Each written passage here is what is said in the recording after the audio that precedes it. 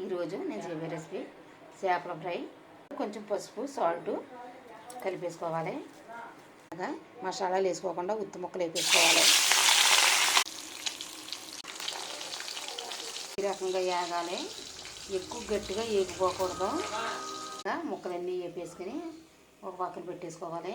పచ్చిమిర్చి వెల్లుల్లి పేస్ట్ కొంచెం ఎక్కువ వేసుకోవాలి గ్రేవీకి.